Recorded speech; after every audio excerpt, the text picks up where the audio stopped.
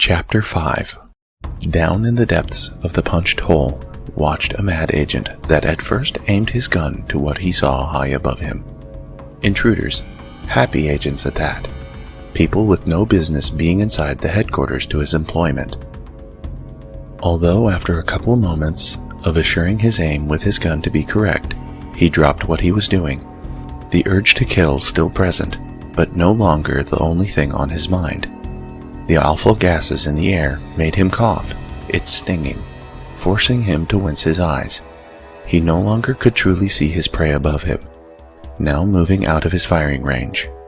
In shaking his head attempting to clear it, and weeping lightly from the gas encompassing him, he tried to see the area which just a short time ago had been occupied by the rival agents. His sight in a blur, and that making him feel all the worse about his status, made move him to the nearest wall to take a moment to think over how to pursue his job. Finding the intercom built into the wall after a minute, finding on it the button which connected directly from it to his boss, Dr. Claw. The man's office located on the second level of the establishment in its Santo 1 Section B area. The mad agent stated what he'd noticed. Dr. Claw, we have intruders on floor level 1 leaving the aerial launch tunnel and heading for Section A, Tana 1. Also, sir. Then looking to the fallen and broken in places robotic gorilla, missing most of its digits, plus the mechanical simian laying on top of it. The mad agent then continued speaking to the man he thought to be his boss on the other end of the intercom's current link. They took out the zoo crew. After depressing the intercom's button, the would-have-been sniper noticed movement at his eye level. The monkey, noticing it had just been talked about, and lighting up its tail with electricity, making it clearer it still operated, then proceeded to get up off its larger counterpart in security detail, looked at the mad agent, and chirped at him before scampering off into the distance. The distance the human agent couldn't make out too well through the gases, which not only were blurring his vision and making his eyes sting, but he could swear they also seemed to warp his perception of reality at that.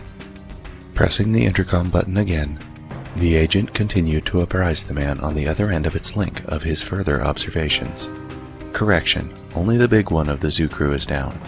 Finally wondering why there wasn't a voice giving confirmation he'd been heard, that of Dr. Claw saying he acknowledged the situation, and any orders the man might have to the loyal agent. The would-be sniper finally questioned the other end of the line. "Dr. Claw, sir?" he asked, that to then, after waiting for a minute, he gave up on awaiting the man's answer, depressing the intercom's button a second time now and slumping into the wall it was built into. The agent again began to question what to do next.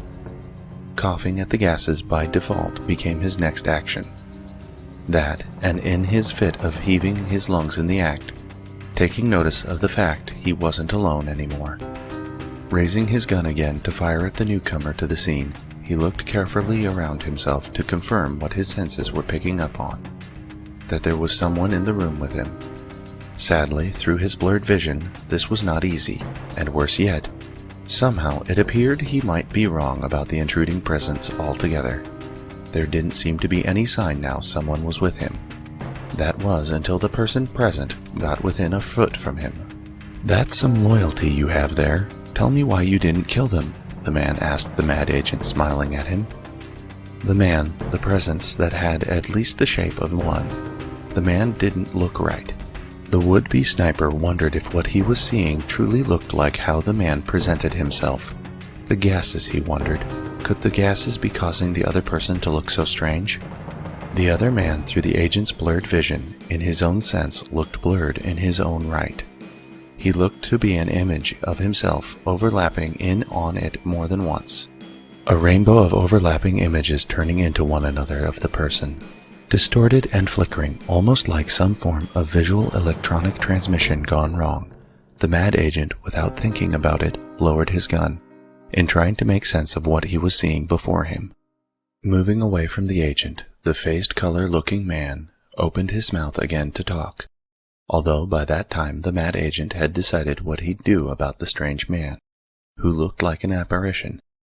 He fired his gun at the distorted figure in hopes it would go away. Death, the gunman agent thought, was always the best way to guarantee no further disturbance from anyone or anything for that matter.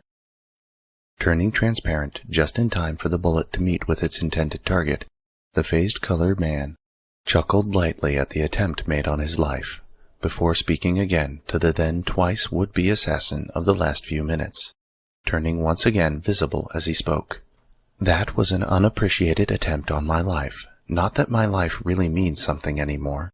But soon neither will your life," he stated, holding his smile while talking, to then a moment later walking away from the mad agent, his Waverly appearance getting harder and harder to see the more he moved away. Once he did move out of sight altogether, the twice would-be assassin did take notice of something. He realized he should have noticed from its start of being present. Wetness, and the need to fix that with a change into fresh pants. Looking very much inviting given his energy level, John eyed the steaming pot of coffee that sat on a counter in an office that had its door open. He'd been awake for he wasn't sure how long of that day so far.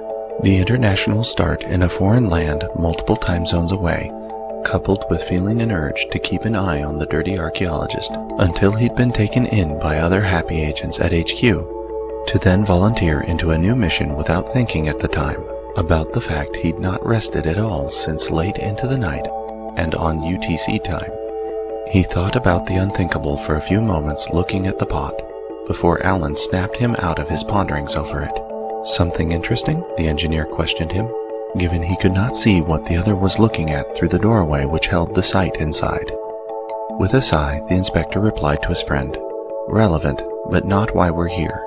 His curiosity ever present, Alan couldn't resist discovering what John was talking about, given the reply had sounded cryptic. Just a little fearful that the site in the office could be a mad agent gearing up to strike at the happy agents. The man pressed himself to the wall of the corridor both him and the inspector were standing in, to then carefully grip the edge of the door's frame and slide his head into the entrance, ever so much that he could see what was inside, and hopefully it wouldn't take fast notice of him. "Coffee? John, when did we wake up this morning?" Alan smiled weakly as he took in the sight inside the office. "God knows, and we don't have time for it. Besides, that Joe isn't even ours," John replied that towards the end of saying his thoughts. He felt a yawn coming on that he tried to repress.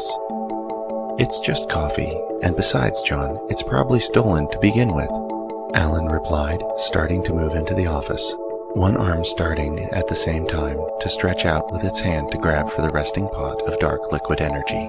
"We don't have time for it," the inspector stated, taking hold of the other man by his shirt collar, with a reach that went beyond normality to most anyone else in the world. Defeat noted with feeling John had grabbed his back, having gained hold of the one place that worried him. Alan whimpered, not turning around to look at the other man, his plea sounding pathetic, an abnormal tone of voice to him he rarely used. "But we've been up how many hours? It feels like forever. We started the day in Africa, for Pete's sake." After waiting for a reply of an expectant eternity that involved looking at the coffee pot, Alan turned around, noting that during the time of waiting, his coworker was no longer holding on to him. In fact, the other happy agent was no longer to be seen in the doorway's view at all. The man had pulled himself out of Alan's sight, and now, all but for a brief time, the engineer worried again. It stemmed from losing notice of his partner but for a few moments it took to find him again. John had moved back down the hallway by a few feet from whence the two men had come. His reasoning for retreating, Alan was sure, had to do with the company they had, which, once noticing the engineer, now was nervously aiming a taser back and forth at both of them. The mad agent looked in worse shape than Alan felt, and he was sure that feeling was also shared by the inspector, hair a mess, sticking up in places oddly, skin looking a little on the pale side, and wide-eyed in his look. The happy agents wondered if the man was all right mentally, beyond the normal fact that, as they'd noticed time and again, mad agents in general didn't seem altogether right in the head. "I have orders to take you down, given by Dr. Claw if you two made it past the robots," the agent said as best he could, sounding normal in speech through part of what he stated, to then speed up his words towards the end. Knowing something truly had to be wrong with the man, John, knowing what he was about to say, couldn't be considered unwise. Decided it was worth pursuing to find out the truth of the matter at hand. What was the distraught mad agent doing exactly?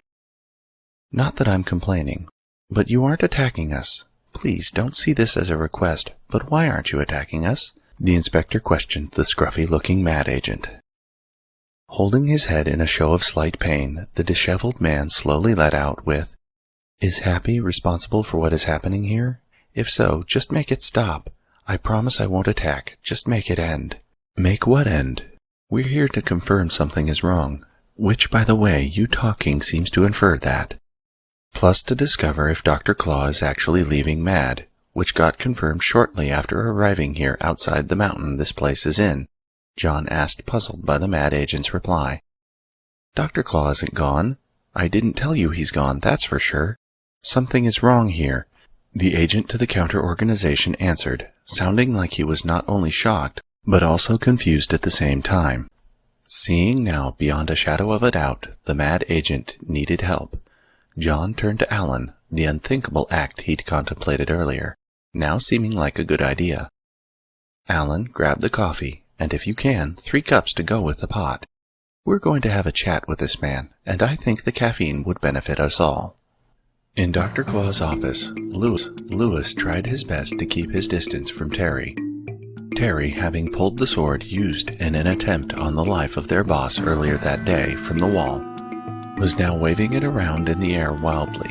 The cyborg's face also had a wild look on it, and Lewis felt very fearful of what might be going through his friend's head exactly. "What, you're afraid of this? I suppose you think one of these non-people that have settled here tried to kill the doctor with it. Non-people do nothing. Shrink told me that. Non-people not really here. They're just all in the mind," Terry stated, sounding frantic, while he made small circling motions in the air with the sword directed at his subordinate.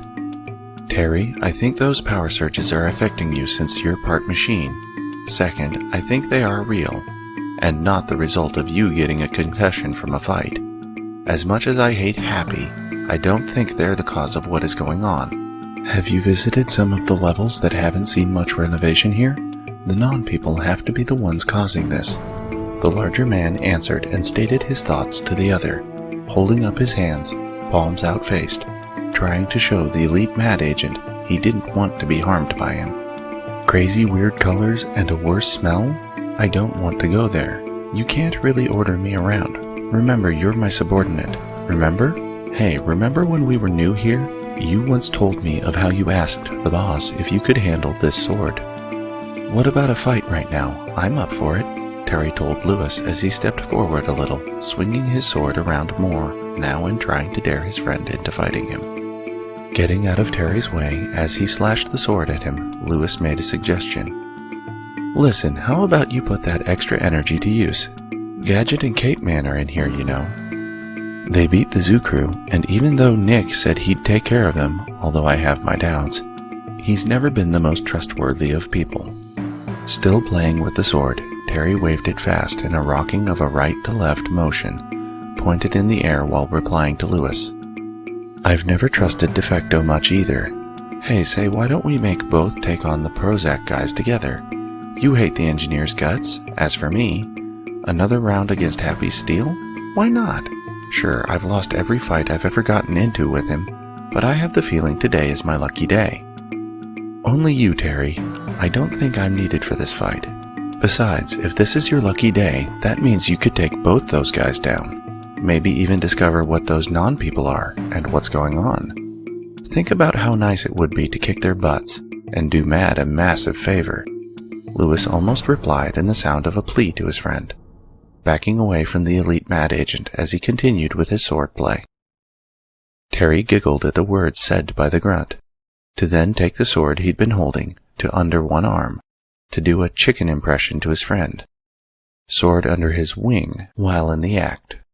"Louisiana Lewis, fried brain chicken, you're scared, bok bok bok."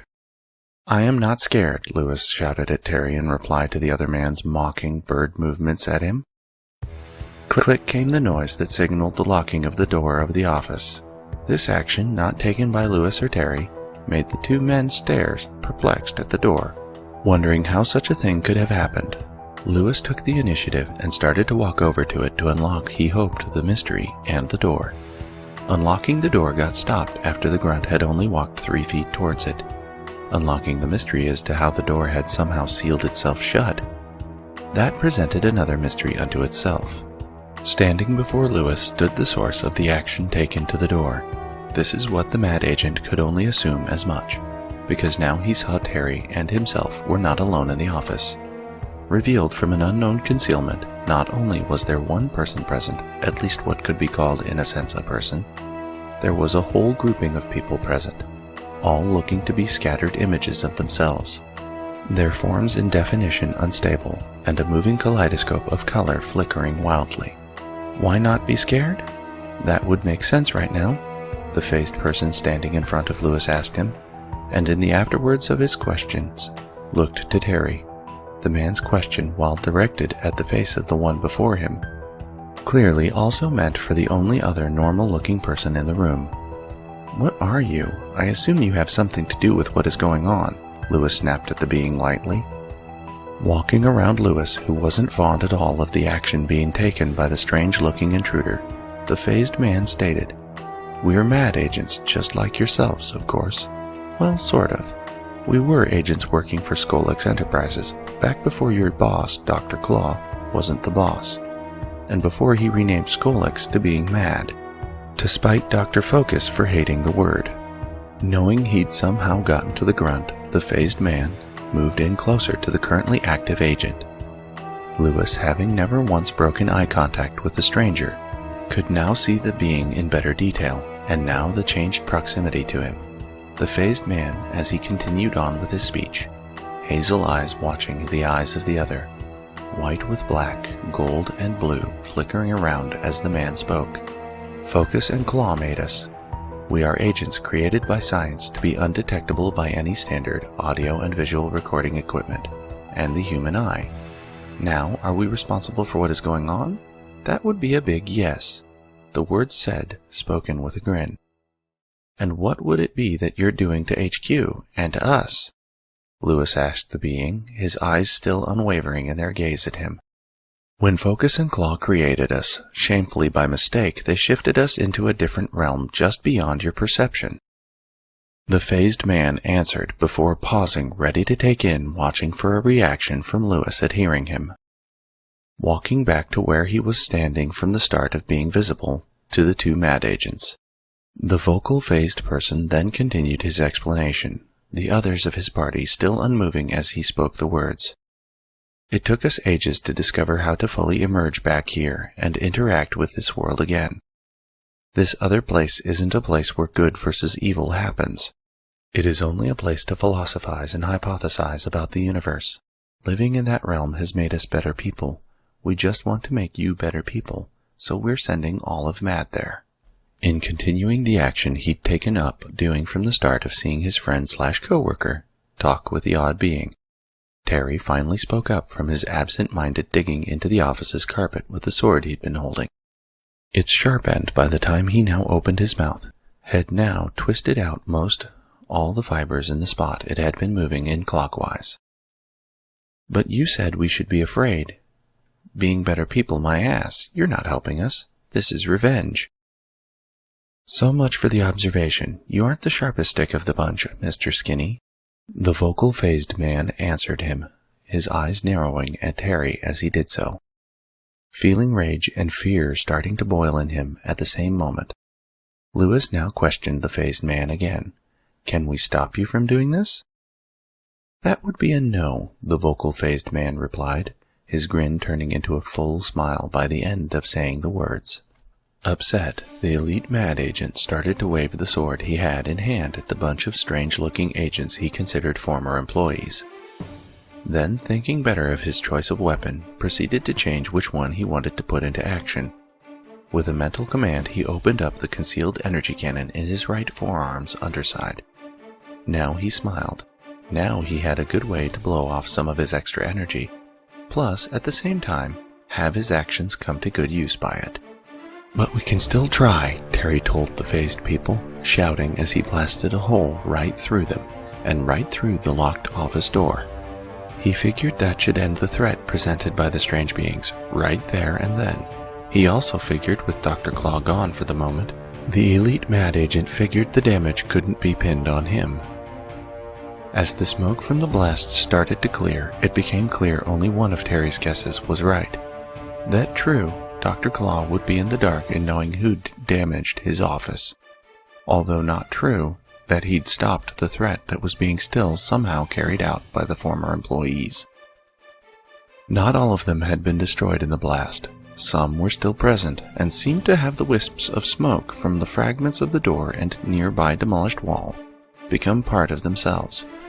Their bodies that in the blast, having slipped for a while because of it, severely out of focus, were now coming back into their normal distorted appearances. Not sure what to do next but flee at the sight of the phased people still present, Terry grabbed one of his friend's hands. Then, with pointing Dr. Claw's sword out from him, running, shouted as he left the office with Lewis in tow, "Come on!" Chapter 6. Pacing around a small meeting room that didn't show much sign of use with folded-up tables and chairs lining its walls, plus nothing but empty space taking up its center. Shaking while holding his cup of coffee, Nick DeFecto talked nervously as he told the two intruder happy agents what he knew. "Dr. Claw, he started acting funny, even for him. We know something is going on, all of us. The power surges and the smell and the weird things going on. It has us all on edge, some more than others.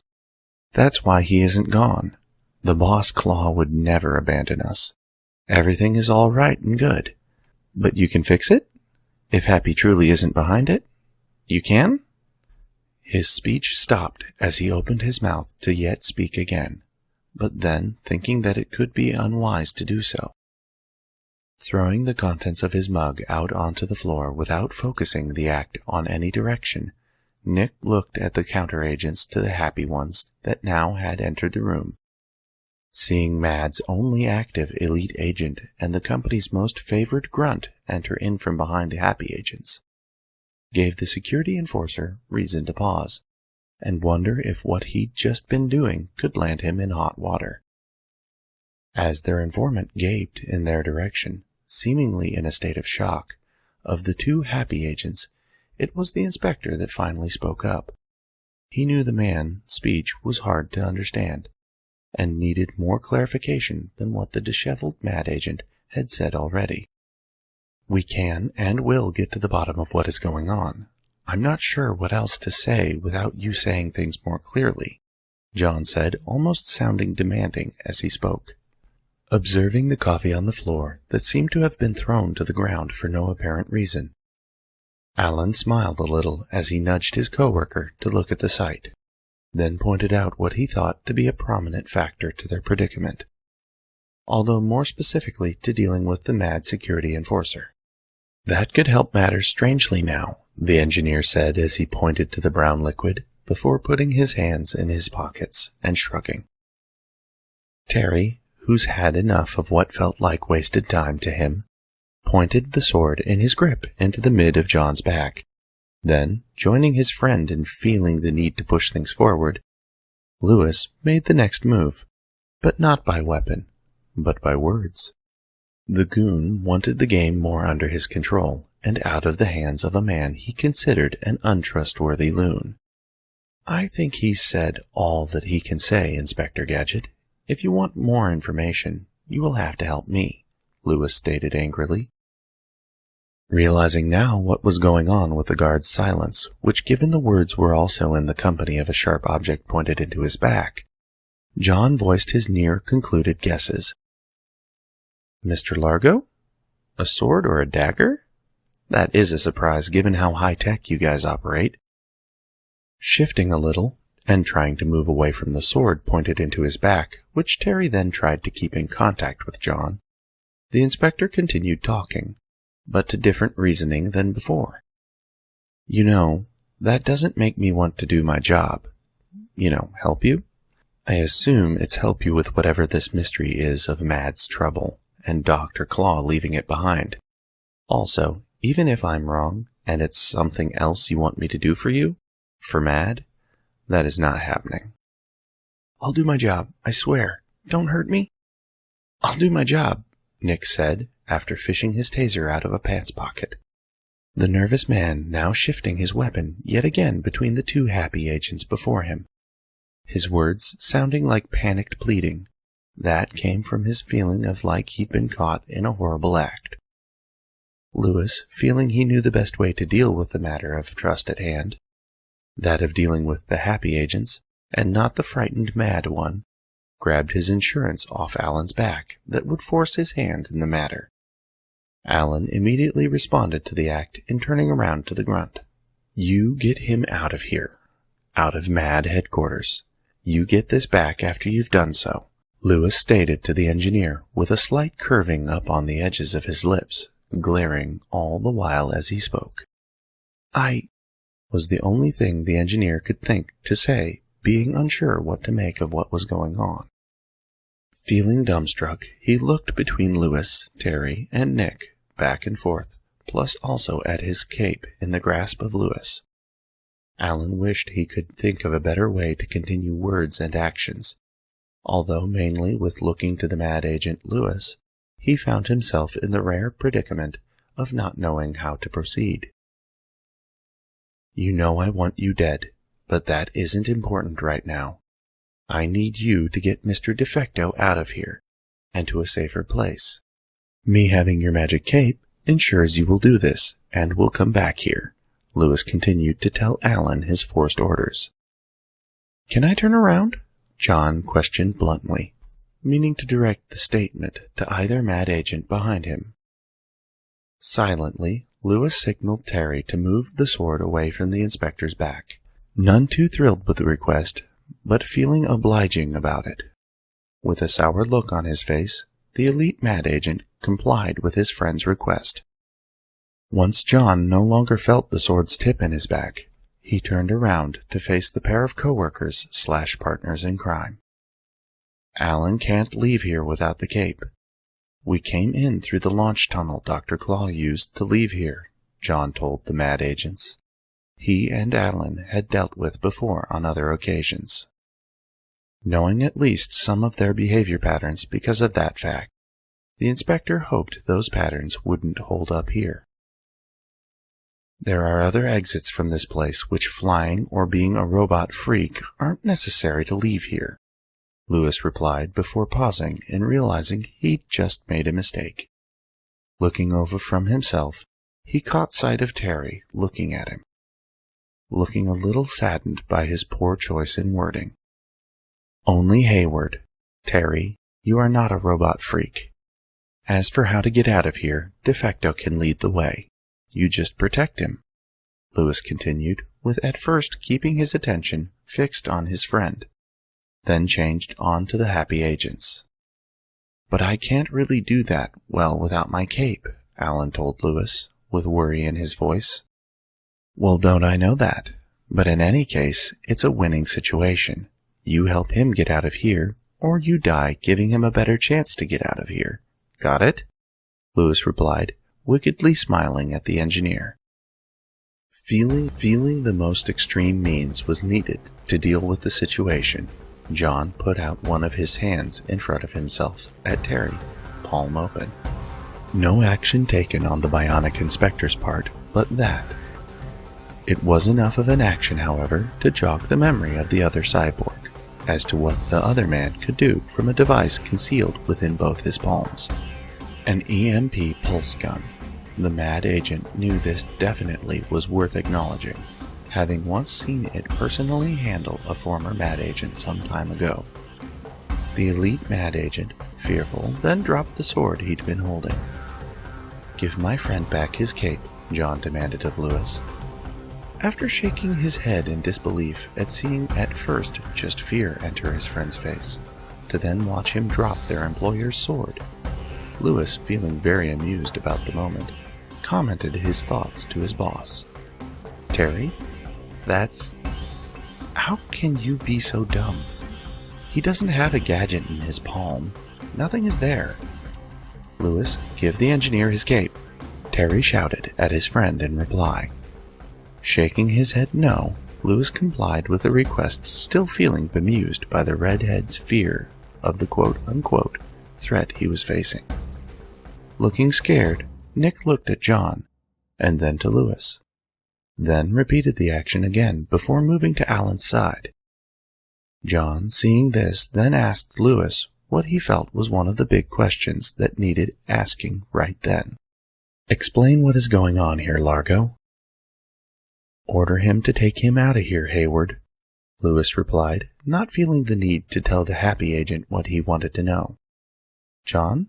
The tech questioned his co-worker, concerned. I think I can handle what is going on, Alan. Take Mr. DeFacto to the Gadget mobile. We'll have him in custody once we're back at Happy, okay? The inspector replied flatly to the other happy agent. Sure, if you say you've got this, Alan hesitantly replied, before looking to Nick and taking him by the arm, continued with, I'll fly you out. Come on. As his greatest enemy departed with the untrustworthy security enforcer, the grunt finally told the inspector what the happy agent had been wanting to know. After picking up the dropped sword, invisible people are trying to send us all to another realm. I think hell. I also think there are answers deep in this complex that could prevent that. That is why I didn't ask you to leave. Are you Claw's replacement? John questioned the mad agent with scrutiny written across his face, that inflected well into his words as he spoke them. I'm his secret keeper, that sadly doesn't know all the secrets that should be known right now. I don't want to die, and I've been given orders that I don't kill anyone while Dr. Claw is gone. I take that also for no one kills or kicks mad employees into another dimension on my watch too. Lewis replied with a nonchalant air to the question. Puzzled, the inspector for Happy then proceeded to ask the grunt. I'd almost think to ask why me, but it's my job, and you know I'm a good man. I don't think you're a good man. I just think you're disposable. Now do your job, Lewis replied, dropping his air of coolness to that of one that was now as cold as the snow and ice which adorned the outer covering of Mad's headquarters. The air smelling more foul in the lower levels of Mad's headquarters made John want to gag and cough at the same time. Even when thinking back on how he had volunteered for what was at first a mission assignment he'd thought up, he knew a situation such as what he was facing right now would have never crossed his mind. He kept thinking as he tried to see clearly through the strange atmosphere the place had, that he should have brought breathing gear, or something that would keep him from getting a headache, from just using his sense of sight. Better yet, what if he had been prepared in advance with both things in hand? While back at Happy's main establishment, he didn't know what he'd be facing. But here, just before he'd complied with Louis Largo's orders, just to also satisfy his own curiosity and need to help others, he should have asked the grunt in advance for what he needed to do his job.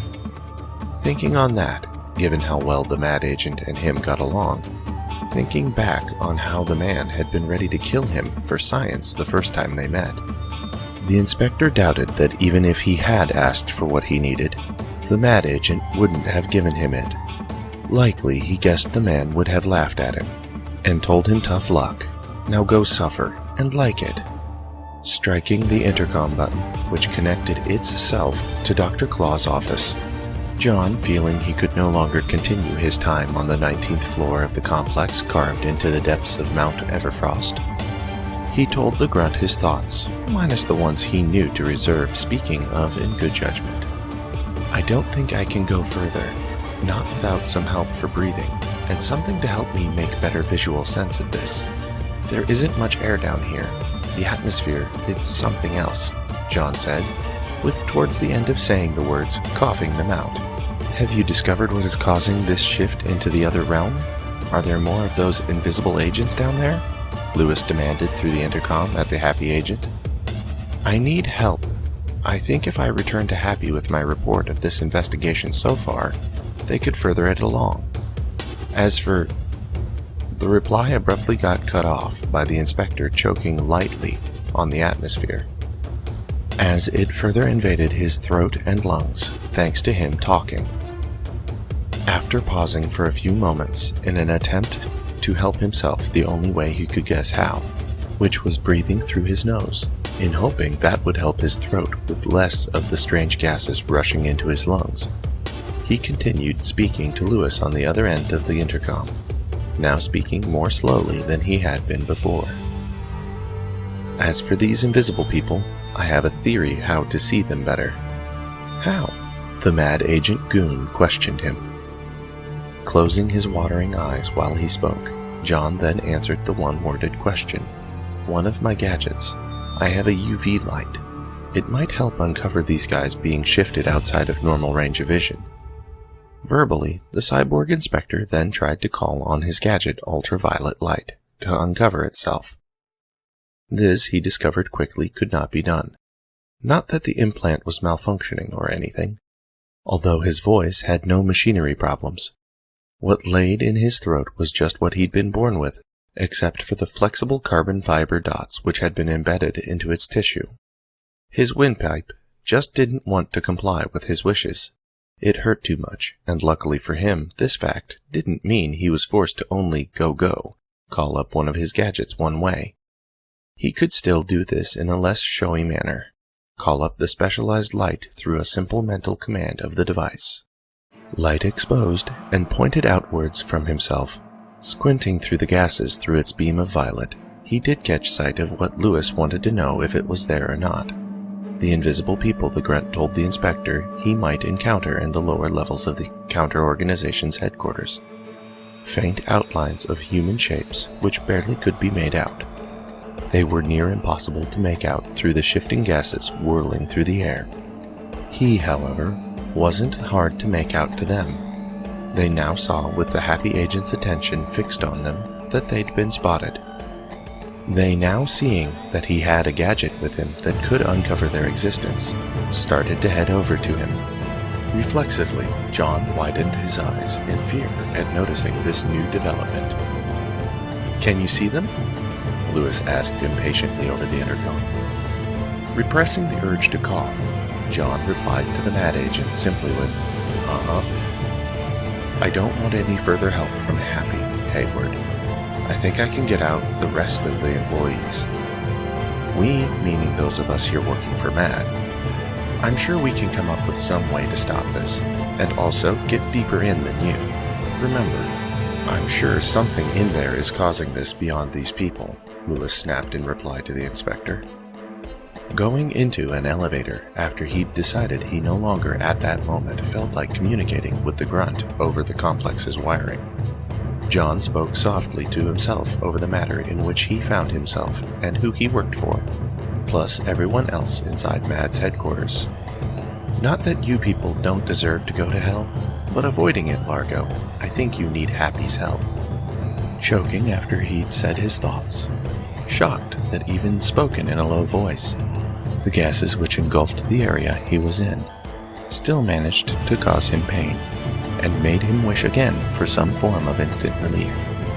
That now coming to him soon, as he pushed the elevator's button to go up. He saw with his UV light pointed into the ever-thickening toxic atmosphere he was in. He was leaving it at just the right time, because as the motorized cage started its ascent into MAD's more active, higher-up levels, John saw the phased people that once only appeared just as faint outlines to him, now with being nearly upon him, no longer looked so abstract. He could define more about their appearance other than the fact they were men. Now he could see that they were angry, and looked like they wanted to do him harm. Hitting the desk right beside the intercom integrated into it, Lewis looked to the broken doorway to the boss's office, before moving towards it to then stop and turn around to face the desk again. Breaking his contemplating over the situation he found himself in, came a voice from behind him, so near it had to be from the scattered entrance he'd just been looking at. "Did you break the door?" the person, faceless to the grunt, asked. It was Terry, Lewis answered to the man's voice without turning around. That means you failed, the person told Lewis, sounding calm over the matter. This isn't over yet. I'm not going to let this place go, the grunt answered with a mix of fear, determination, and rage in his voice. I meant I'm sure you had orders that no one was meant to know the lead rat has abandoned the ship. The hole your friend made makes it clear Dr. Claw is gone. Feeling more angry and fearful, Lewis finally turned around to face the speaker he'd refused to look at to this point. Professor Venom, however, had not lost his cool during the conversation so far. Continued to just look to Lewis, still as calmly as he had from the start of being in the man's presence. That is why he called you two here earlier, correct? Giving you the job of deceiving us about him. The cloaked man with oddly hued skin questioned the grunt. I liked you better when you weren't around, Lewis snapped at the other mad agent. The damage those happy agents made is hard to ignore, but their presence is a good thing again, I think, Professor Venom replied to the goon, still not showing any signs he was bothered by what was taking place. By the crisis at hand throughout where he worked, or by the goon's mood towards him. Shocked at this unwavering attitude from the specialized mad agent, Lewis gawked at it, and then questioned the man. How are those guys good news? Really, why on earth you of all people see them as a good thing? Hoping the grunt would take his words to heart, Professor Venom replied to Lewis, continuing on with his normal sincerity. People normally found surprising to come from a man who associated himself with serpents. I hated that job assignment. I knew one day Claw would come for me, and being new even in jail, I knew my faith would prevail. He'd not leave me there. Those happy agents, the cyborg, the assignment altered, added him in. That helped me leave that wasteland. The cyborg, those happy agents. Let them help us. My faith in Claw is not helped by your failure. Alan watched the mad agent named Nick stare at the face of the mountain, the security enforcer gripping his taser, shuffling it around in his hands, acting like he was awaiting something very bad. The engineer for Happy felt puzzled by the other man's actions, plus felt the need to point out at least one aspect to the man's stance that might improve things for him, if he cared to improve them at all. You know, the view is more interesting looking away from the mountain. You know, towards the scenery, he told the mad agent, sounding slightly amused, his associated by others Cheshire Cat smile coming onto his face while he did the act. Shut up, the security enforcer snapped back in reply to Alan, not caring to turn around to him as he did so. Then, feeling the need to defend himself growing even stronger, he held his taser in a harder grip than he had been. Cocking his head a little, not breaking his bemused expression, still watching the mad agent, Alan had a thought flick through his head that made him laugh internally. But he kept that part at bay as he vocalized the question that had prompted it, wondering if such a thing had ever really happened to the man. Have you ever shot yourself by mistake with that? Alan questioned him, repressing the urge he felt to laugh at such a thing occurring. Finally feeling truly angered by the happy agent's actions, Nick got up from where he'd been sitting to come for Alan, only one of his hands now holding onto his taser, the weapon's direction pointed at the engineer, who had now dropped his smile. Plus also was starting to back away from the mad agent. Nick was ready to fire it at Alan all the way up until a familiar voice stopped him in his tracks. Back off, Defecto, Lewis shouted at the security enforcer, showing he too was angry as well. Backing off, Nick looked to the grunt in shock for not only the orders, but the company with him. The other happy agent who he'd encountered with the annoying engineer, and two co-workers who also worked for MAD, the former grunt, now elite agent, Terry Skinny, and his girlfriend, a specialized agent named Annie, who many called simply the Amazon. What the hell was the only thing Nick could think to say off the bat, looking at the odd grouping of people. Normally I'd want to do serious bodily harm to him myself, but for now we have to play nice with Happy, Lewis told Nick, calming down his tone drastically as he attempted to get the other mad agent to do the same, the cold wind of the high altitude biting not only Lewis as he spoke, but that of everyone around him at the same time. That, despite its interference to the moment at hand, making most present wish for warmer conditions to be talking in. It didn't seem to affect the security enforcer. "So Happy is behind this," Nick shouted with new determination, now shakily pointing his taser at Alan, looking almost feverish as he did the act.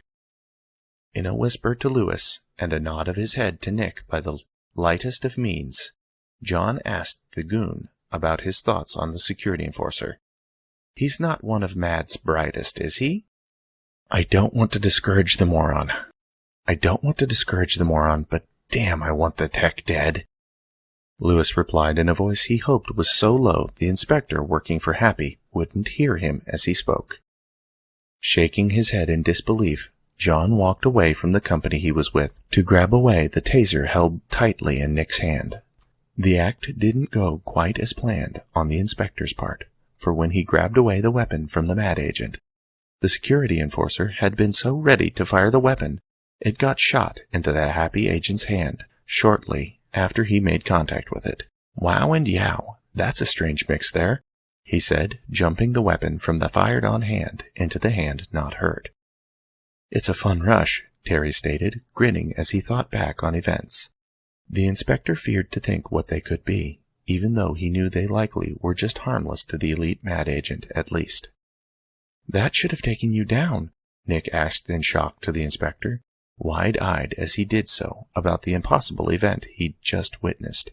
"Think about it. Just think about it," John replied to Nick, at first looking at the normal mad agent, to then, at the end of his words, to the elite mad agent. Terry had his attention fixed on John, and he knew why. Not him exactly. The elite mad agent was looking at what he now held, the taser he'd grabbed from the security enforcer. This made John now hold the weapon tighter. "I'm staying behind to try and salvage my job. You, Terry, and Annie are all going to Happy. Happy isn't to blame. It's those weird people. Happy is going to work with us to fix this," Lewis told the nervous mad agent, who'd just had his weapon taken away from him. "To jail? In custody?" Nick asked, feeling leery about the possible fates he knew soon could befall on to him. "Things will be sorted out. Right now, the big thing is getting to the bottom of this mystery," John answered him, placing the taser in one of his trench coat's pockets, but keeping his hand in the pocket once done. Wanting answers of his own, Alan finally spoke up in asking, "What is going on? What did you find out investigating Solo?" "It really does appear something like what has been talked about is going on," John answered the engineer flatly. "Unseen people sending Mad to hell? Cool." Alan replied, the words solely directed to speaking to himself, his smile returning as he spoke, looking now to the mountain, thinking about what lay inside it. "Hayward, Gadget, whatever. Hand Defecto back his taser. Defecto, I may not be your boss. I can't give you the order to kill, but please harm that man," Lewis asked, pointing at Alan, while at the same time looking to John. Not wanting to oblige the grunt, John just shook his head in the motion of no at the man, wondering lightly how it could ever cross the other's mind he'd be willing to do such a thing. Chapter 7. The call blasted out over formerly active agent for Happy, Shalapin's walkie-talkie. The teenagers with the man heard it at the same time as the retired security guard. It warned in 2 words, a code name of something called Mad Claws, spoken in a very frantic tone, that of utmost urgently to deal with the matter fast. Active guards, always ready for action, ran by the group of the retiree and the children, as they too had heard the call to action. The teen, more familiar with Happy's ins and outs, feeling in the dark about the code name, spoke up and wondering what it meant. "What does that mean?" Penny asked the former security guard as he looked up to her from petting Brain. Stopping petting the dog in mid-stroke down his back, the cyborg took on a disappointed look, and from that proceeded to turn his gaze sideways from the girl, answered, "It means no fun for me. Not active. I can't join them against the evil cyborg." "The rogue has recovered fully? Skinny has done something?" Penny questioned him, extremely worried if to either case it was one of them being dealt with. "Evil cyborgs?" Fletcher questioned Penny and the former agent, his attention partly divided as he did so, grabbing the strap of one of his camera's bags as he spoke, then unzipping the bag connected to the strap to pull out its contents, a 20-megapixel Canon. "We stay here. I'm not to help, and you can't film the mad claws. Do you want to see my tools change?" he asked, moving his robotic arm towards Fletcher. The arm, a far cry from that of Happy's and Mad's latest in medical and biomechanical augmentation methods of modern science put into action. A Swiss Army knife making up his whole, and what was once his right forearm, blades and interlocking metal, mechanical whips which can act in place of fingers, various types of hooks, and even a gun made this device. Both Fletcher and Kayla looked at Shalabin, but focused on his gadget arm, feeling at once grateful and not grateful at the same time to the man. Fletcher's interest being not with his one augment, that while he did find it interesting, knew it was nothing to what he could be seeing. Not a person who's missing being completely in his right mind, with a gun permanently out of commission, but rather real action, the type the man used to be involved with before whatever accident had given him his current fate. Kayla's interest, while having sympathy for the man gaining gray in his hair, and still seeming too young despite that to be out of service to others, was that of her male friends too, but not as prominent. She felt that at least for this day, she'd seen enough action in her life close up for the moment. "Penny, I have to check this out," Fletcher told the girl with a small grin on his face, now holding his digital Canon and swinging it by its wrist strap lightly in the air for her to see. "I don't know which one it is. Fletch, haven't you had enough action in your day today?" Penny questioned him, which at the same time, in tone, brought out detest at him for what she knew he wanted to do. "Miss Action is saying this? Think of my YouTube channel. Think of the hits," the boy stated in response, while at the same time motioning in grand gestures to then add to his movements by leaving her, Kayla, and the former Happy agent. His parting words to them being, "I have to film this action." "Do you think shrews are interesting?" Penny shouted at him as his distance from her and her company grew. "I think they're dumb," Fletcher responded, not turning around to face her as he continued to distance himself, continuing to head towards where he saw the active agents run off to. "You might just be roaming off to film odd little rodents," Penny shouted her pleading response to the boy, now cupping her hands around her mouth to try and make her voice louder for him to hear. The words given now sounding so strange he couldn't ignore them, Fletcher finally decided he'd show he was paying attention to them, stopping his pursuit of going after the active security guards, to then turning around to face the group now dozens of yards away from him. He questioned his friend's statement. "Is that true? Dumb little mice things?" the teenage boy asked, looking concerned with wonder if his friend was right. "No, Mad Claws means the other evil cyborg, the tall skinny one. He has mad claws in him," Shalabin answered in shouting at him, and at the same time vigorously shaking his head to the motion of no. Smiling, Fletcher under his breath proclaimed, "Neat," before turning back around to continue again. On to his pursuit of more interesting, he thought, places to be within Happy's headquarters. Penny, fuming inside, watching this, trying to keep her rage and fear at her friend under control, unseen by those around her, however, not doing the best of jobs at it. Having to be settled down by Kayla, the female friend putting one hand on her, as a reminder this was no longer something she could completely control. Penny then let loose at the former security guard with her more socially acceptable thoughts about the moment that she felt needed vocalization. Thank you for telling him that, she told him, trying to keep the growling she felt she wanted to do out of her voice. As 5 groups of security teams converged on the grouping of people who'd just recently entered into the main complex for Happy, the group consisting of 2 of their own employees, plus a few that weren't and highly unwelcome in the establishment.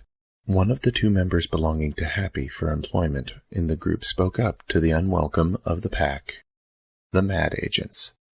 The inspector worried about what could happen now, and felt well justified in feeling so. Please tell me for your own good your people won't try anything while you're here?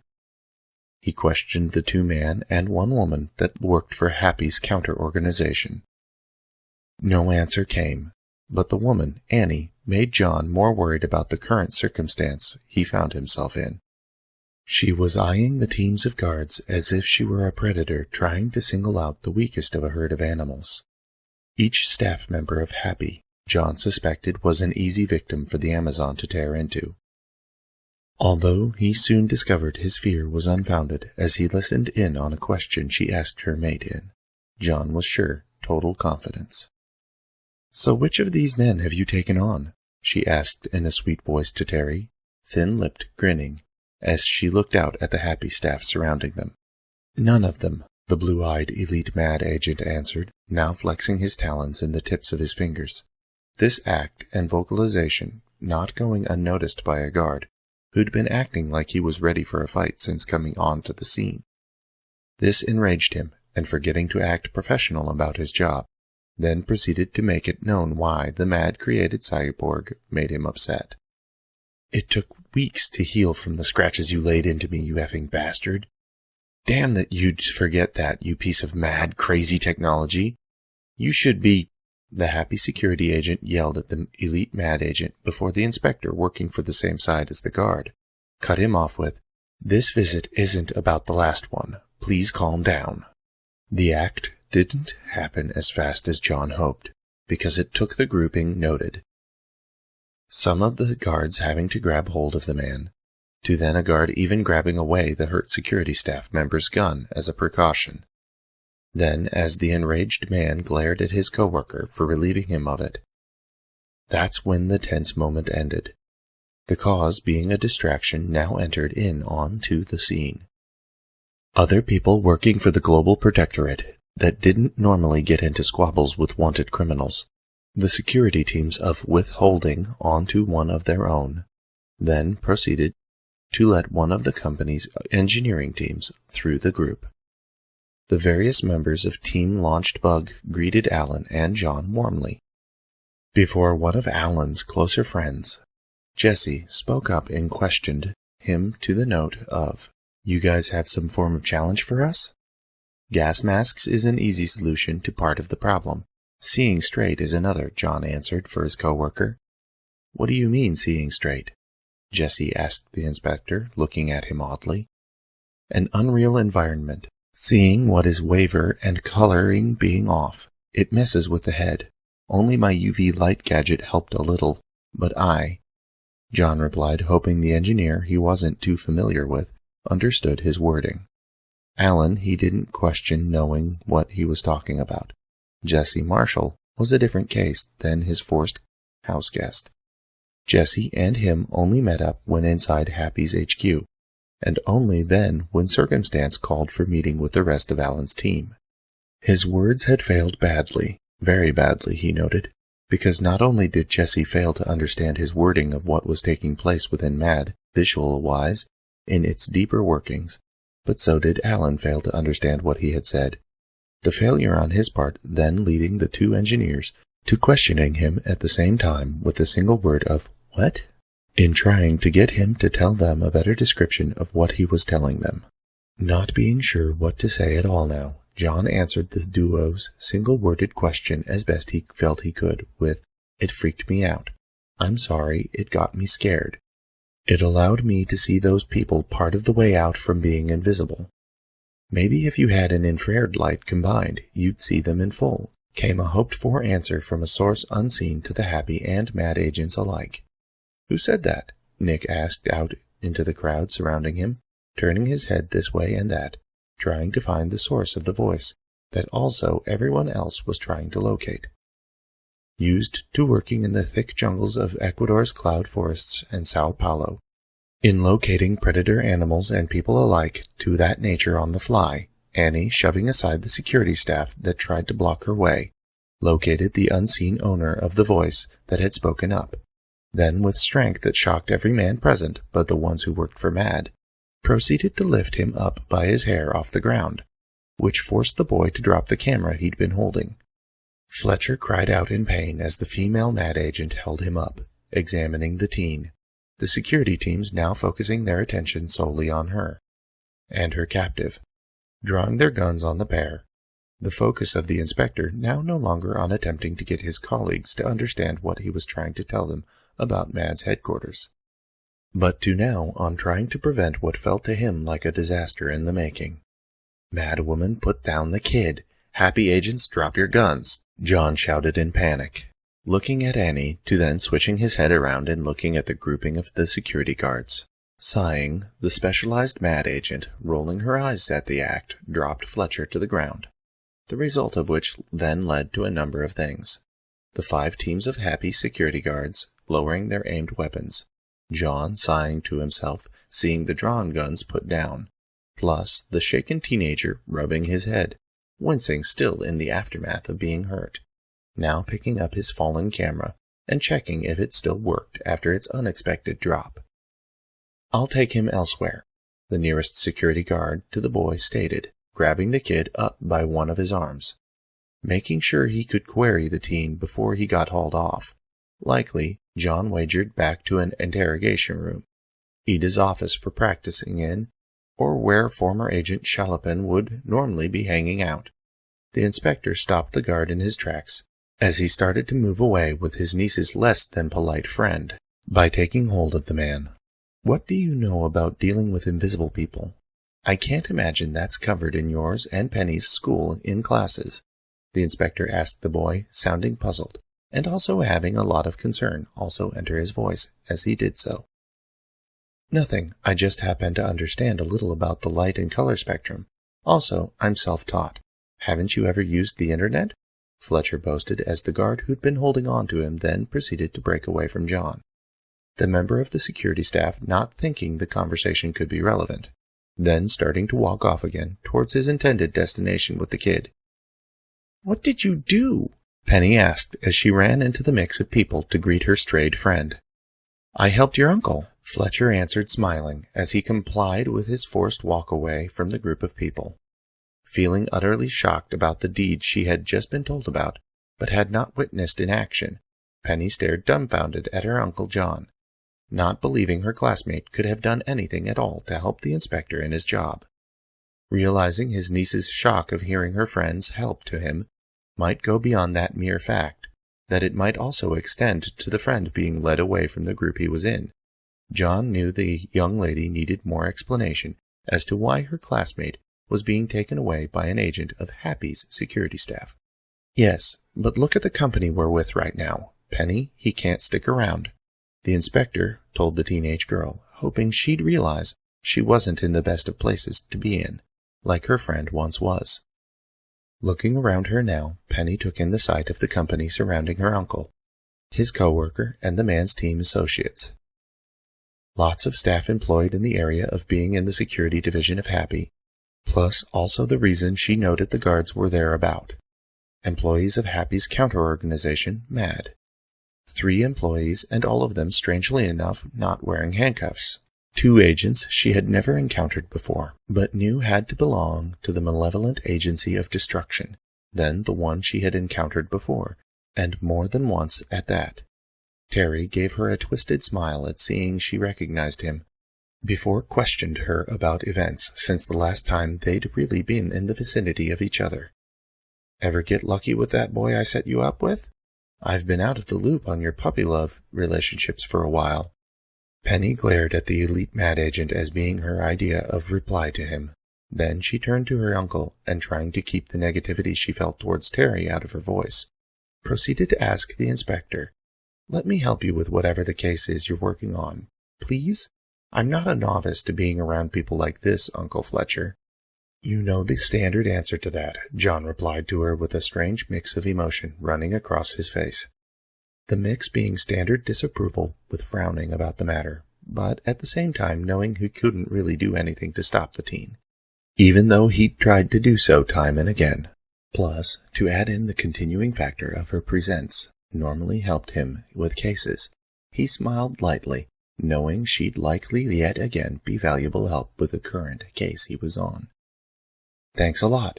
I'll go get Brain," she replied to him, taking a contented look of her own as she ran off the way she'd come from to get her pet.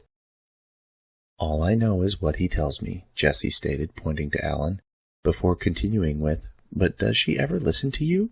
Because it just seems she's walking into this asking for trouble. The girl wants it." He then commented to John, as he and the others in the grouping of happy and mad agents watched the girl leave them, disappearing into the distance. "My kinda gal," Annie commented to no one in particular, as she smirked, thinking about the potential she saw in the youth. Having caught his girlfriend's words, Terry felt the need to reply to her with his thoughts of, "Wrong side, Annie. You guards, you're going to be with Team Launched Bug and me the whole time these mad agents are here?" the inspector questioned the remainder of the 5 teams present. "Till we can throw them into the deepest jail cells we have," answered the nearest of the guards to his position, suddenly panicked, but knowing running wouldn't do him much good. Nick's only thought-out reply at hearing what the happy security guard said came out as, "What?" Closing his eyes momentarily at remembering the mad security enforcer, who didn't quite seem in his right mind, having noted what the man had just heard from another happy agent, John, in speaking at first to the vocal security representative from Happy, and then turning his attention to the mad agent, told them, "We're playing nice right now. No prison yet. Yes, she normally never listens to me, and so frankly it has now become the only challenge in my life I've just given up on." John then continued with a drooping expression on his face, in now speaking to Jessie, in finally answering his question. "Dat kunnen Sie niet alleen zijn. Moet is zien wat dreft." Von Schlickstein commented in his native tongue, as he paced around the main workspace and testing area used by Team Launched Bug, while the mad agents who'd never seen the room before looked around it, and its half-completed projects scattered about, some out in the open, some sticking out of boxes, tools littering work tables and benches.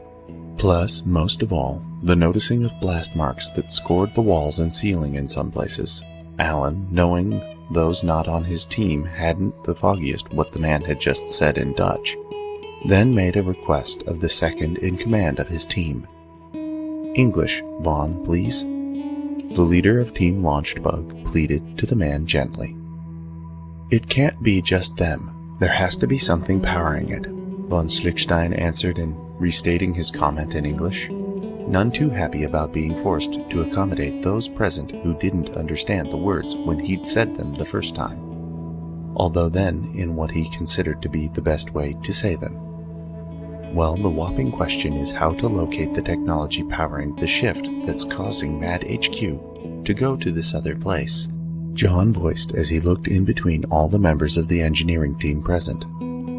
"Guys, the answer to all this is simple. Just shut down the power. Either that, or how bad would it be to see Mad end anyway?" Penny said, crossing her arms and looking around at not only the happy agents at first, but in mistake to the mad agents, as she finished her comment.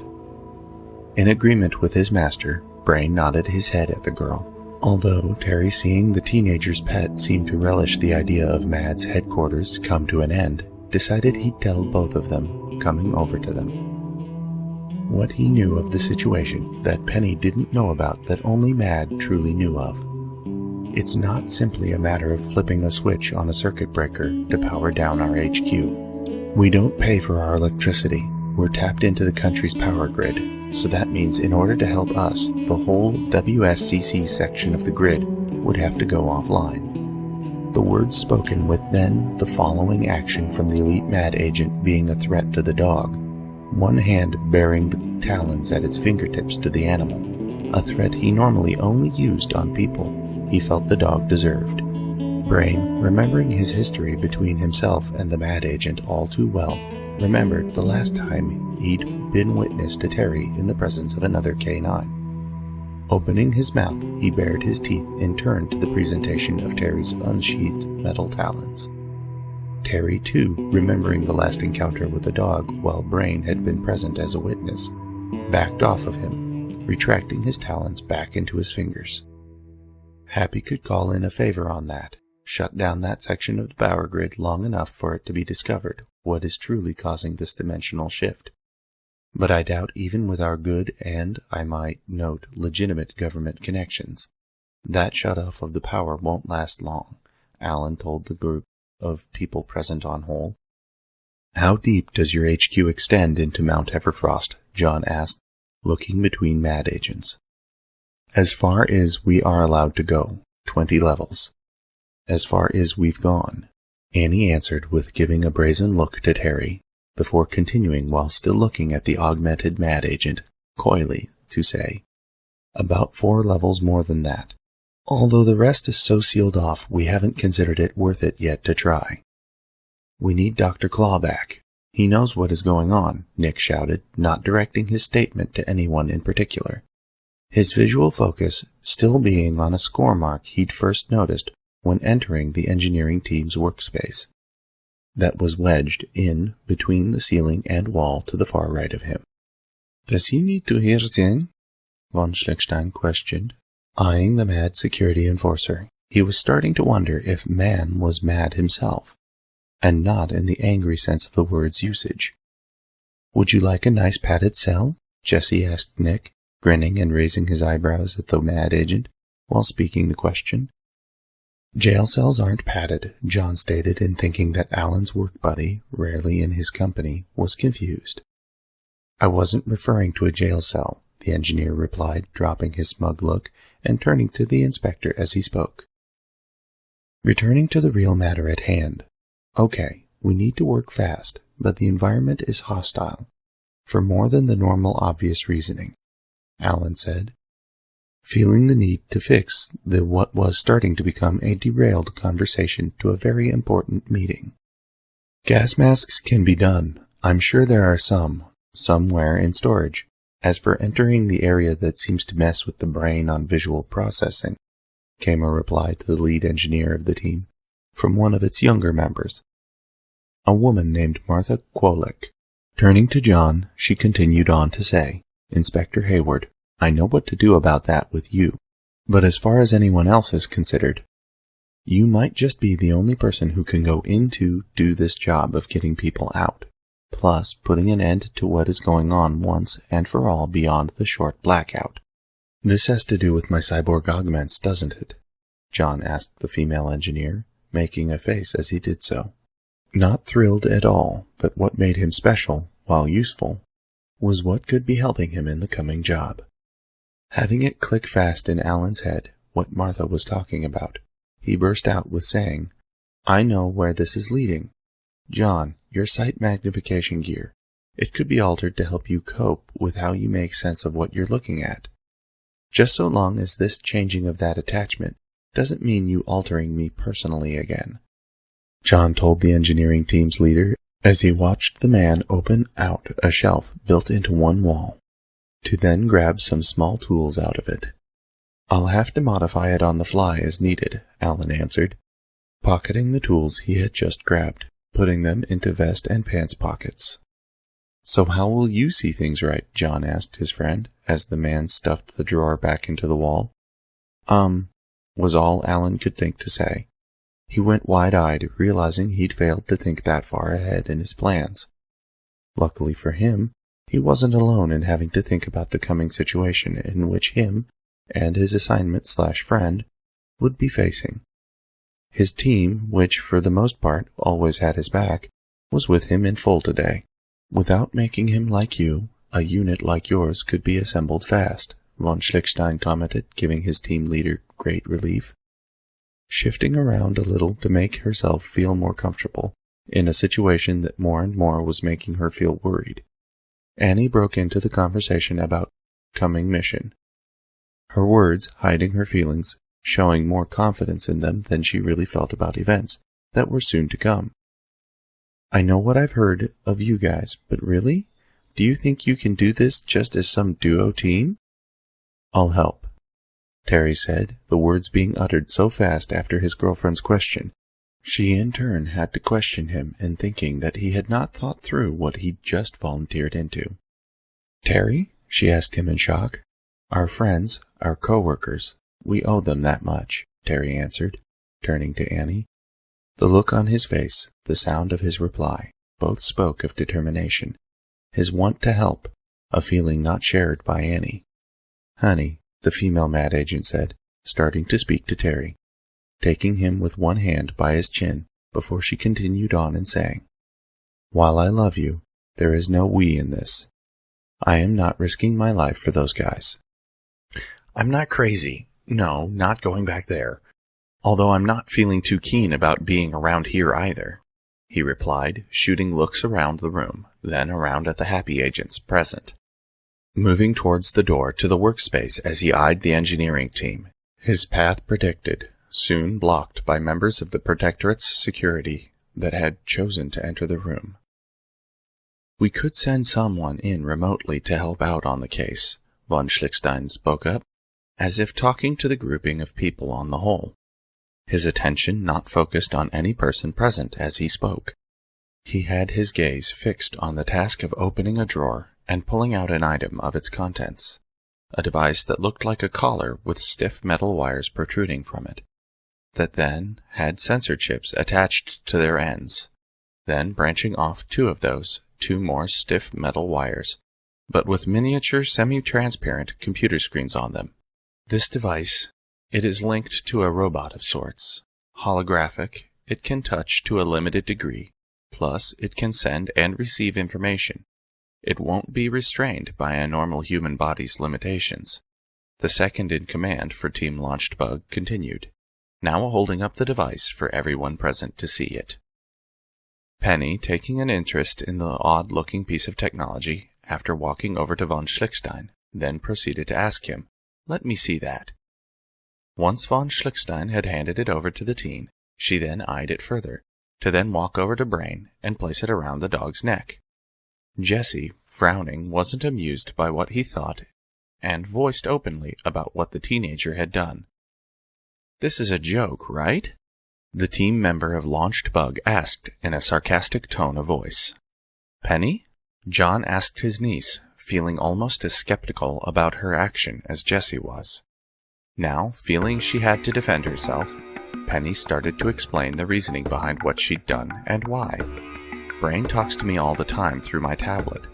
Why not through something more sophisticated than an—" She smiled, thinking about the irony of what was taking place before continuing with, "Android. He'll be talking through an android. Although, be it a holographic one. A dog helping to save Mad Headquarters? I felt better about this back when Nikki was the proposed help," Annie said, rolling her eyes towards the ceiling. As Terry and Brain gave each other looks, mainly ones which bordered on being cold, von Schlickstein spoke up to break the mad agent's attention off the dog, with patting him on one shoulder and asking him, "I'll be making you an eye device too. Tell me inside or outside, you're one?" "What?" Terry asked, still not taking his eyes off the dog to focus on the engineer questioning him. "You are a cyborg, like the inspector. Would you like your visual gear attached to the outside of your body or hooked in internally?" Von Schlickstein replied, in answering the question to now give better clarification to what he was asking. "You aren't messing with me. You leave your Prozac hooks outside my body," Terry replied his answer in snapping at the man. It now dawning on him with the better wording what the bearded man who looked to be in either his late 50s or 60s was asking him. Leaving Terry and talking only to himself, soft in breath, replying to the enraged elite mad agent with the only word he felt properly described the man. This observation not only coming from Terry's last words to him, but also having noted the cyborg's behavior the last time he'd been in Happy, fighting alongside one of his mad agent co-workers, battling Happy agents needlessly over something they were willing to do for the man, minus confrontation. von Schlickstein's conclusion being that the man was a sukul. "Penny, do you know what this means now?" Alan questioned the girl, taking on his Cheshire cat smile as he looked to her. "No," she answered him flatly, not knowing what he could be implying in the question that he found amusing. "It means Brain is officially working now as an agent for Happy," the tech answered, his face lighting up now even more, now that he noticed with her reaction. She finally got what he had said. That Penny, laughing at his observation, had too decided it was worth a smile. Chapter 8. As the cage-framed elevator descended down into the depths of Mad's main complex, its passengers readied themselves for the chosen assignment being put into action, although out of the group of 3 that would soon become 4. It was the inspector who worried most about the scenario they'd soon all be in. Looking to Alan, tinkering with one of the knobs on his visual gear, John had to question the tech. Through his gas mask, to try and confirm he truly knew what he was doing. "Are you sure you can see what you're doing? I mean, this has to be messing up your eyesight too." "I'm used to working with this sort of equipment. Now repeat back to me every adjustment I have told you has been made," Alan answered, finishing making adjustments to the equipment, covering John's eyes. His voice, like John's, sounding slightly distorted through the filtering he wore over his mouth, same as his co-workers. "I have a good memory. No worries, okay?" the inspector answered back, not wanting to run over verbally what he felt confident about doing in a pinch. "Do my friend and subordinate a favor, Inspector, and forget what the tech is saying. You adjust his sight gear. It means he'll live through this," Terry commented, his voice sounding different too, but the distortion to it sounding more severe through his gas mask. "Skinny, if I forget and he dies, you're dead, you know. We, all of us, have to get through this," John stated to the mad agent, sighing as a way to try and ease to his tone. Remove the anger he'd felt towards the man, wishing his friend was dead. With the elevator meeting the end of its journey by hitting the bottom of its containing shaft, all of the men moved out of it slowly, trying to make sure they had their bearings right about how to move. As they tried to mentally process the distorted look of the room they were in, thanks to the odd air, the growing dimensional shift, with its accompanying unbreathable gases. "Floor 24? The engineer asked as he stood still at last after having fumbled about a little in his movements. Since leaving what he felt was an area of safety within the elevator's cage, a place where the shifting ambiance of the place he was in didn't affect his perception of it as badly. "Yes, and after this point, it's stairs to get down further," Terry said, pointing a finger to a far wall, which when the 2 team members employed by Happy looked closely at, could see there was indeed an indentation that indicated further area which led further down into Mount Everfrost. Giving a mental command to the Gadget, John uncovered his UV light, then after pulling it out from one of his coat pockets, proceeded to strap an infrared light onto the same arm that had the UV light protruding from it. The choice of both lights fixed to virtually the same piece a good decision, he thought, if their combined beams of illumination would help all present to see where they were better. When putting his theory to the test, his co-worker questioned him on it. "See anything?" Alan asked, looking about, trying to spot the phased former mad agents he'd heard about. "What I see all of us should see, right?" the inspector questioned both of his teammates, not looking to either man as he spoke. "So long as we can see those beams of light you have with you, which I might add really make this place and us look funky right now," the engineer answered, looking to his friend, shaking his head at the odd sight of the man. That along with his surroundings, and the mad agent also present, the coloring of reality somehow flattened out, and distorted figures made Alan wonder if somehow even through the gas mask he was wearing. Was the device totally blocking out the effects to strange gases present? It was filtering out in his breathing.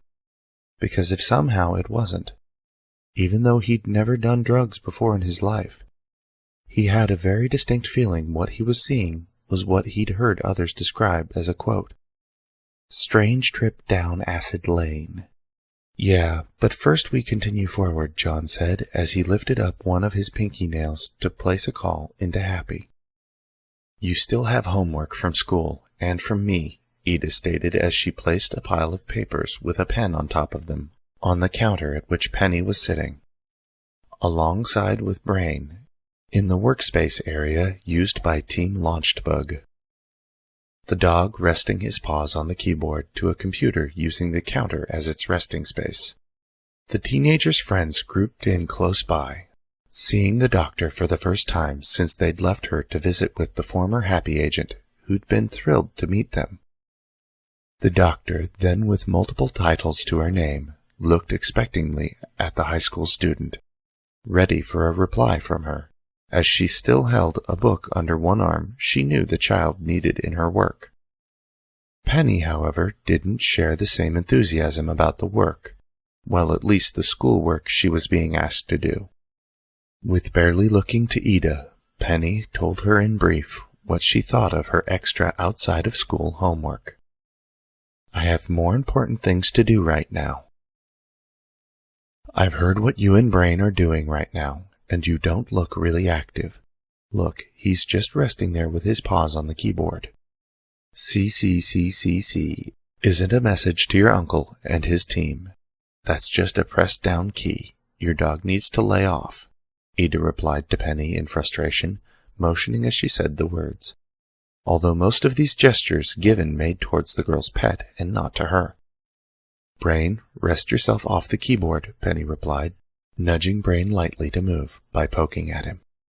Yawning, Brain answered his master's request and removed his paws from the keyboard, his final mistake message on its screen being CVBNNMM, as he attempted to stretch himself in the chair he was in without falling out of it. Feeling almost ready to give up on the teen who, with her friends, had had a rough day, her patience only withstanding because of that, Ida thumped down onto the papers, the book she'd been holding. I can't work on these, Penny commented, now fully looking at what the surgeon had presented her with. I've given you a pen, Ida came close to snapping at her in reply, the woman that while holding her tongue did show to a degree she wasn't pleased with Penny's behavior. Grabbing up the book she'd just set down, she then proceeded to, with her hand, not holding the book, use her other hand to lift up the given pen for Penny to see, really for her to take note of it. Penny rolled her eyes at the pen and then was given an excuse to break away from dealing with her extra teacher. Her cell phone buzzing in her pants pocket got her attention, whipping it out with speed that shocked Ida given how mellow the girl had been acting towards her. Penny then proceeded to answer the device once hitting its talk button enthusiastically. Hello, Uncle? She said at first with her attention forward from her to the countertop, to then looking to the doctor, a little smile entering her face as she addressed the man on the other end of the phone, although more accurately pointed in use to Ida, silently telling her she should leave her be. That did it, the look from her student that said she was unwanted at that moment. The girl's words, directly voiced to her unenthusiastically, had not done the trick, but this did. Now she was fully frustrated at the teen, and crossed her arms across her chest to indicate to the girl her feelings. Okay, I'll put you on speaker for Brain, and I'll establish the link with the bug team's help, Penny continued, now looking away from Ida to von Schlickstein, walking over to her pet. Giving up and finally letting her anger enter her voice fully, Ida parted from Penny, and from the workspace area with the words, Later, just do it, okay? Snapping out colder than she knew she'd meant in saying them. I'm putting it on the floor right now, John said, still talking into his personal phone as he placed a ring the size of the collar on the ground. The ring's size being exact to the collar worn by his niece's pet dog, Brain. Its appearance not exact to the control unit being worn by the dog. This device was coated in sectioned mirrors so small they looked almost like glitter. Plus, what wasn't coated by the mirrors had wires extending out from it that looked to be made of segments that in full length only came out an inch from the ring. "Okay, step back," the inspector continued, still speaking into his personal phone rigged into his pinky, although in truth meaning to direct his words to those around him, the elite mad agent and happy engineer, taking the request in, as he too followed his own suggestion in backing away from the ring device he'd just set down. "How soon?" he continued, even further in talking into the personal phone, listening to the responses from the other end of the call through a speaker in his thumb on the same hand.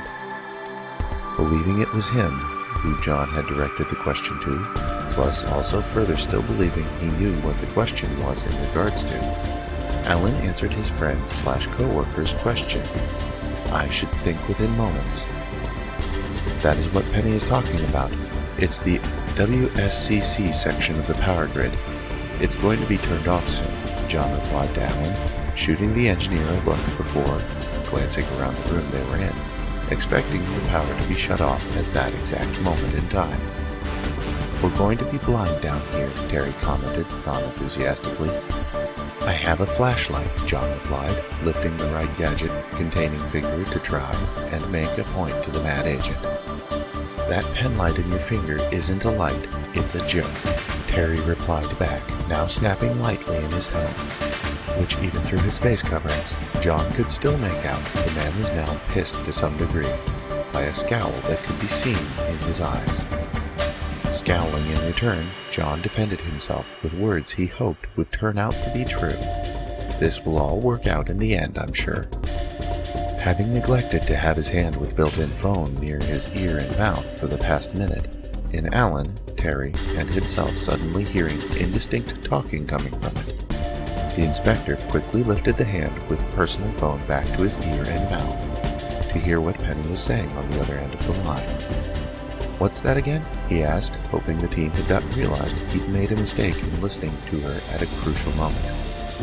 Then, looking to the ring on the floor, the inspector noted it had just had lights turn on around its perimeter. "It's being activated," John continued, now replying to the girl, wobbling on the floor as its wires propelled the ring's movement. As the wires moved faster, it lifted off the ground and started spinning around in every direction of itself as it gained speed and moved higher into the air. And as that happened, its wires with the segments in them started to break off and make a controlled fall from the ring.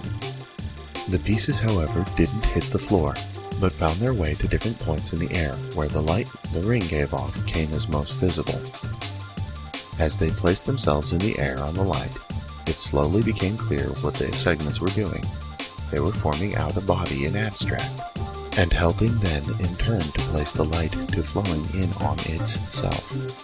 Once the final segments broke off from the ring's wires, them being masses to the hands, and what could only be assumed for eyes, with them the final formation of the face. The segments then uncovered hidden lenses under the formal coating. When the formation had ended, a holographic android stood before the team. "Brain?" John questioned the gadget standing before him. The inspector in shock, disbelief, and awe that the strange-looking construct made primarily from light was in a sense his niece's pet. Swiftly, the holographic android responded to the inspector, but not in a way the man would have predicted. The machine mainly constructed of green light in having heard its commander's name uttered. Through the link it held back into Happy, into the workspace used by Team Launchbug, Brain answered by having the gadget in Mad Headquarters move its hands wildly. "Penny, I think something might be wrong with this thing," John told the girl, speaking into his personal phone, as he and his teammates walked around the strange device, noting its shaking movements that were only confined to its hands. The teen on the phone answering in short time while they did their observation. "Guys, that was feedback from the dog typing on the computer's keyboard. We'll see that each time he talks, but up until a moment ago, the audio link wasn't there." John continued speaking, now explaining to the group around him what his niece had told him was going on. "The dog is going to be talking to us?" Terry asked in dumbfounded shock, now simply standing before the holographic android staring at it. Through the android with the link back at Happy HQ, one of the computers you saw in my team's workspace, Alan answered, beaming with pride at what his team had created. That now, outside testing, he was finally seeing put to real work outside a lab. Shaking his head in disbelief, Terry replied, "Unbelievable." "Brain, speak so we know the link is truly working," the inspector ordered the holographic android, to then the animal on the other end, listening to the man's words. The android stared at John for a few moments before replying, and while doing so shaking the hands of the full holographic device like crazy. "You look strange." "Epic," Terry commented to the dog's response, laughing lightly at the breakthrough in communication to animal kind as he saw it. "I told you we look funky despite our sight gear helping us visually adjust to this shift the place is undergoing. Skinny, your hair color looks like mine. John, yours looks black, and God, your nose," Alan told to his teammates, laughing about his observations towards the two men. Terry, noting Alan too looked different through the augmented look of reality they all saw, feeling the engineer likely had not truly taken note of his perceived altered appearance, had to tell him his thoughts over the misshapen oddity Alan now looked to be. "I wouldn't laugh at this if I were you, Tech." Looking down at himself, at hearing what sounded like a prompt from the elite mad agent, Alan then observed how he looked and shuddered as he saw what the shifting gases and beams of light were doing to his appearance. As the engineer groaned at the sight of his hands, and then feeling what looked to be his gut sticking out. Terry now wore the smile that would normally be on the other man's face, watching him. "Brain, this is a question I should have asked back at Happy. Do you think you can properly move this thing?" John questioned the humanoid inform light construct. 4 to 2 legs? Up arrow, down arrow, left arrow, right arrow, Brain replied, through the holographic android. "Huh?" Terry voiced in short of his thoughts, not knowing what to make of the dog's reply to the inspector. Both the Happy agents understanding at the same moment what the dog had said, then blurted out the answer to what was going on at the same time. "Keyboard arrows." After John realized, looking to Alan, he had somehow gotten onto the same wavelength as the tech, shook his head in protest, that he was now thinking even to a small degree like him. Night and day as far as he was concerned over how the engineer and him thought most of the time. An opinion, no effect, he hoped would forever stay that way. Then, with a feeling more notice should have been given by a dimming or even a flickering of the room's lights, the stolen electricity snapped out of existence, leaving the team of the one mad agent and 2 happy agents in the dark, minus of course 1 extra happy agent well lighted up in a lime hue. Extra lighting also present, the lights on the inspector not doing much to illuminate the area by even a few mere feet away from them. This drove John to try and fix the problem as best he could with what he had, his built into one of his fingers flashlight, revealing the gadget by vocal command with the prefix of saying, "Go, go," before doing so. Terry shook his head no, watching it come to show itself, before further commenting his thoughts about the device. That doesn't help. Sparkling then got noticed by them they had not seen before the complex's power had been shut off, bouncing around randomly and somehow not feeling by the team to be part of the dimensional shift taking place around them. The sparkle was making noise, hitting objects as it moved, and once in a while making light chirping sounds. Brain, in watching through the eyes of the holographic android, speculated first about what it could be. As the flickering light grew and dimmed, the moving seemed connected well with its visibility. "Light, another down here, like you guys. Maybe animal with light?" the dog voiced through the light-formed body. "Skinny?" John questioned Terry, thinking the elite mad agent, who used the complex as not only a base of operation for which it was, but also his home, likely knew what it was they were all looking at. Watching the flickering sparkle further, they noticed new facts about the strange light. It was whipping around as if acting as if it were the balance of something. A body was guessed quickly followed by a conclusion they all shared at the same moment. "So this is where the rascal monkey went off to. It should have gone right back into storage after trying to stop you guys in the launch tunnel," Terry commented, still watching the robot move around in the distance.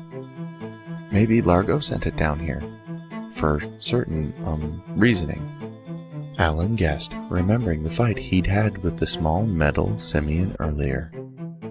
"He may hate you, Tech, but I don't think he'd jeopardize the fate of this place based upon wanting you dead," Terry replied, looking away from the monkey they were all tracking, to look up to the ceiling, thinking about the safer place well above him, where his subordinate co-worker/friend was, handling the crisis as best he could from where he was.